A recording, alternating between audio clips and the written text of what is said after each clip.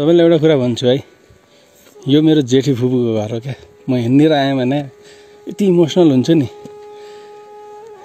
दुईवटा छोराहरू जनयुद्धमा लागेर दाइहरू युद्धमा लडाएको थिए, लड्दा लड्दै वीरगति प्राप्त गरे।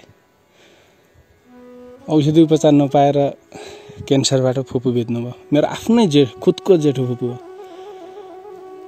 अहिले फुवाजु हुनुहुन्छ घरमा, नाति नातिनीहरू छन्। बडो दुःख लाग्छ क्या। अब त्यस्तो छैन अहिले त्यस्तो धेरै अहिले परिवर्तन ढुक्क होइन। फेरि आयो भने आयो चिन्न सिकास अरू के छ आमा।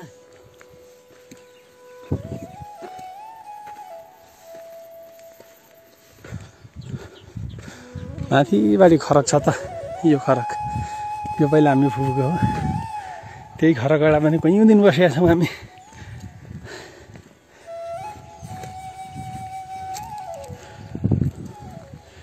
यो चाहिँ हाम्रो फुपूको घर हो।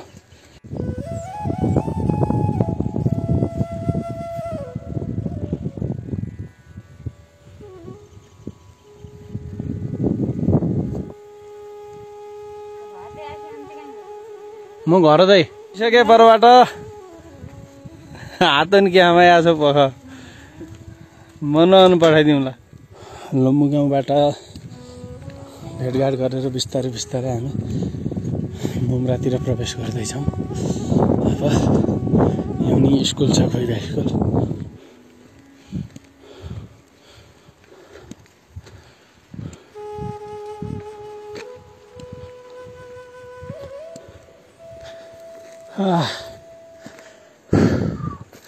यो हो मुम्रा। विदेशतिर त कोही छैनन्।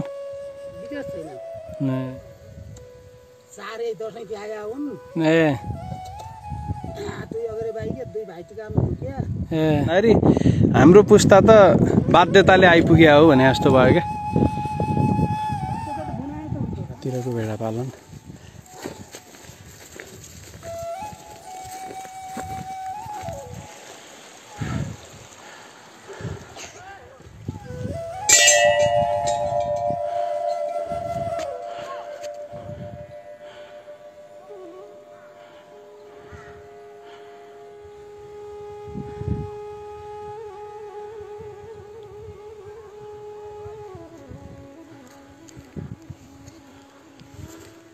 हैया डाँफे माध्यमिक विद्यालयमा पुग्यो।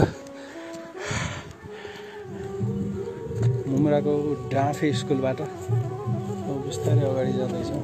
थ्याङ्क यू सो मच सबैलाई।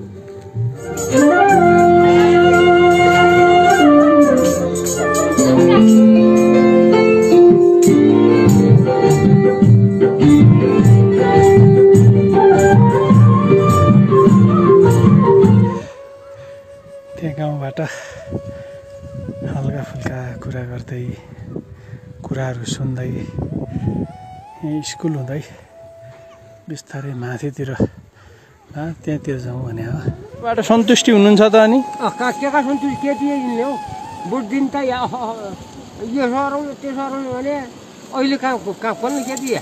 बिरामी औषधि नभन्ने कहाँ घर उठाएर बाढी पहिरोले घर लियो, दुई घरमा त खोल पढ्या। यो घर दिनु छैन, क्या दिनुहुन्छ? बिरामी औषधि नभन्ने कहाँ घर उठाएर बाढी पहिरोले घर लियो, दुई घरमा त खोल पढ्या।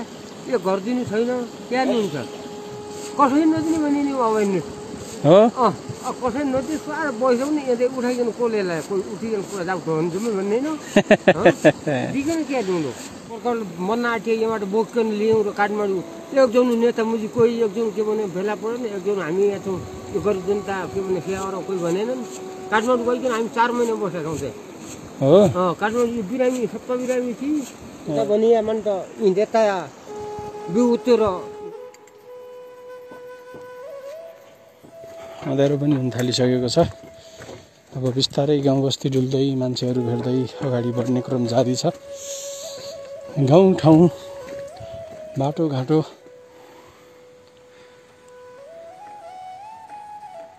अब बिस्तारै फर्किँदैछु। घाम डुबिसकेको अवस्था छ।